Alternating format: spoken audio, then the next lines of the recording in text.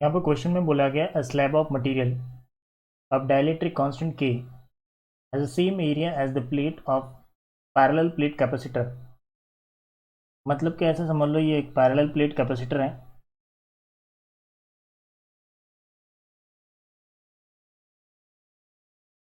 और सेम इतने ही एरिया वाला दूसरा हम एक डाइलेक्ट्रिक मटेरियल इंसर्ट कर रहे हैं।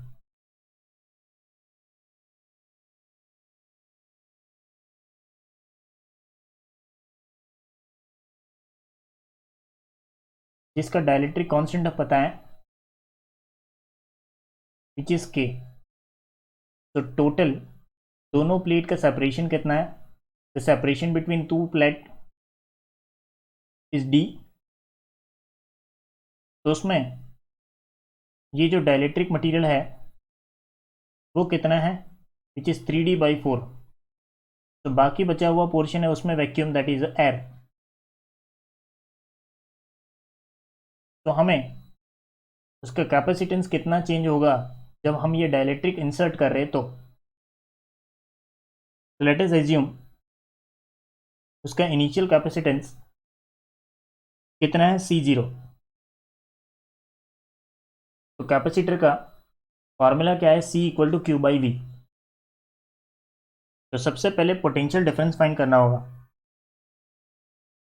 तो potential difference between the two plate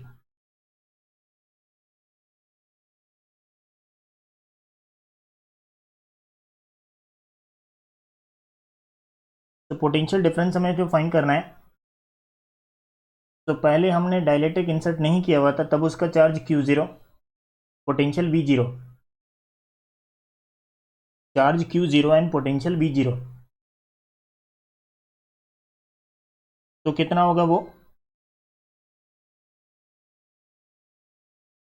तो वो होगा V = ED के हिसाब से electric field E0 and distance कितना है? D/4 प्लस अब electric field for the dielectric material. अगर कोई डाइलेक्ट्रिक मटेरियल होता है तो इलेक्ट्रिक फील्ड कितना हो जाता है? वो केथ पार्ट का हो जाता है दैट इज कि E0/K। एंड वो कितना है उसका सेपरेशन? 3D/4। सिंपल लॉजिक है, बहुत easy formula. Potential that is equal to E × D। इसमें कितना इलेक्ट्रिक फील्ड होगा? इसके अंदर इलेक्ट्रिक फील्ड जो होगा वो होगा E0। यहाँ पे इलेक्ट्रिक फील्ड कितना होगा? It is E0/K। तो electric field into that separation, same way electric field into that separation, ये डाइलेक्ट्रिक है। तो जब भी कोई मीडियम के अंदर आता है तो उसका डायरेक्ट इलेक्ट्रिक फील्ड कितना हो जाता है? तो केथ पार्ट जितना है that is E0/K, 1/Kth part हो जाता है। तो इतना मिल रहा है। अब इसको हम सिंप्लीफाई करें तो E0 विथ D कॉमन, यहाँ पे बचेगा 1/4 और ये बचेगा 3/4K। वैसे तो 4 भी निकल सकता है।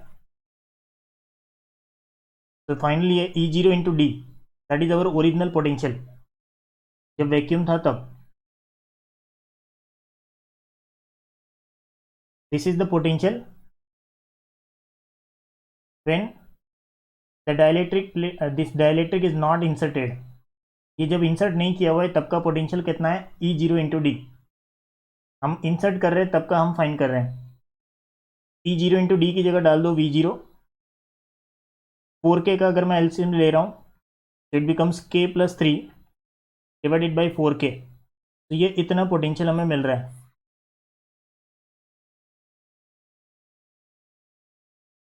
हमें निकालना है what is the new capacitance.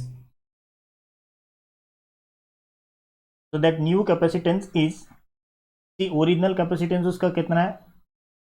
Original capacitance that is equal to original charge upon original potential. मतलब कि डाइलेक्ट्रिक नहीं इंसर्ट किया था तब चार्ज Q0 और उसका पोटेंशियल V0।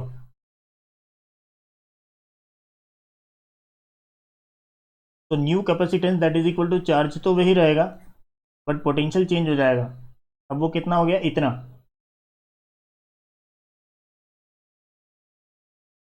तो now it is Q0 divided by V की वैल्यू प्लेस करो, सो V0 into K+3/4K, denominator of denominator is in numerator, it is 4K/K+3, और इसको मैं अलग से लिख देता हूँ, लेट इज लाइक Q0/V0।